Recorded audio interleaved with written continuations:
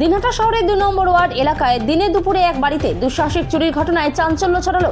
শহরের 2 এলাকায় 24 ঘন্টার মধ্যে 2 বাড়িতে চুরির ঘটনায় ব্যাপক আলোড়ন ছড়িয়ে পড়েছে। সোমবার দুপুর নাগাদ এই এলাকায় দিলীপ সরকার নামে এক ব্যক্তির বাড়িতে জানা গিয়েছে এদিন সকালে অন্যান্য দিনের মতো দিলীপবাবু পোস্ট অফিসে কাজে যান। অন্যদিকে তার ছেলে টিউশনে যান এবং তার স্ত্রী বলরামপুরে একটি কাজে যায়। বাড়ি ফাঁকা থাকার সেই সুযোগকে কাজে লাগিয়ে দুষ্কৃতীরা তার বাড়িতে ঢুকে আলমারি ভেঙে টাকা পয়সা নিয়ে পালিয়ে যায়। পাশাপাশি পরিবারের অনুমান 3 ভরি সোনা খোয়া গিয়েছে। ইতিমধ্যেই দিনহাটা থানার পুলিশ ঘটনাস্থলে এসে পৌঁছে তদন্ত শুরু করেছে। দিলীপ সরকার এই বিষয়ে কি বলছেন শুনে নেব। তো এর আগেও আমার পঞ্চনন স্মরণিত হয়েছে, তারপরে এই যে কালকে একটা হলো, তার 24 ঘন্টা না কাটতে আজকে আমার ওয়ার্ডে আবার এই দিনের বেলায় এই ঘটনা। এইটাকে পুলিশ প্রশাসন ভালোকে দেখতে হবে, ধরতে হবে, এটা ছাড়ার কোনো প্রশ্ন নাই। আর আমরা তো এগুলোকে প্রশাসনকে অনেক বলা হতেছে, ওরা ধরতে পারতেছে না, এটা তো আমাদের কি বলা। তাই আজকে তো দেখা যাচ্ছে যে 2টা ছেলে এই দিক দিয়ে আননোন ফেস ঢুকছে, এখন তাদেরকে ধরুক প্রশাসন, দেখা যাক কি করতে পারে। আশা করি যে রোধ হবে, দেখতেছি এটাও তো এখন মন্ত্রী ওয়ার্ড, দেখা যাক কি হয়। এটা ওনাদের প্রশাসনকে বলা হচ্ছে। ব্যর্থতা বলবেন না, ব্যর্থতা কি বলবো এখন, সেটা এখন কি করে বলতে পারি ব্যর্থতা। ধরলেই ধরতে পারে আশা করি। তার মানে এই নাই, আমার অনেক বলা আছে, বলতে ধরতেছি ধরা পড়বে বলতেছে, আমাকেই বলছে ধরা পড়বে, আর কই নাই, কোনো খবর নাই।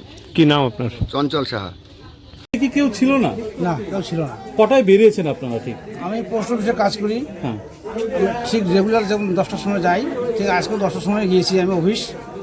তারপরে আমার বউ গেল এই 10:30টার দিকে বলরামপুর, বিকেলে আসার কথা, এই কথা বলে গেল। আর ছেলে গেল 11টার দিকে এখান থেকে টিউশনিতে, ছেলে তালা মেরে চলে গেছে।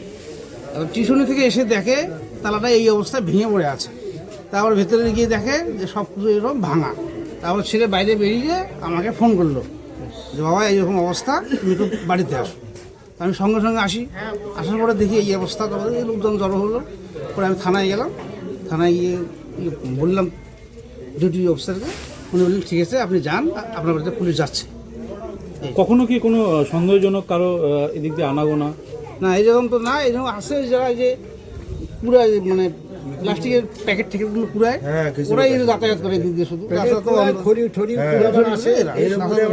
এর আগে এই এলাকায় কোনো চুরির ঘটনা 1-2 বছর না, না কিছুদিন আগে সকালে ভোরবেলা একটা হাত চিনতে হয়েছিল। বৃষ্টির দিন একটা হলো না পাশে। কি নাম দাদা আপনার? আমার নাম দিলীপ কুমার সরকার। বলছি কি খোয়া গেছে আপনার বাড়ি থেকে এখনো পর্যন্ত কি জানতে? এই সোনার ব্যাপারটা তো জানি না সঠিক। এই 1065 মতো ছিল, ক্যাশ ছিল, বন্ধনে দেওয়ার জন্য ছিল, ওই টাকাটা নাই।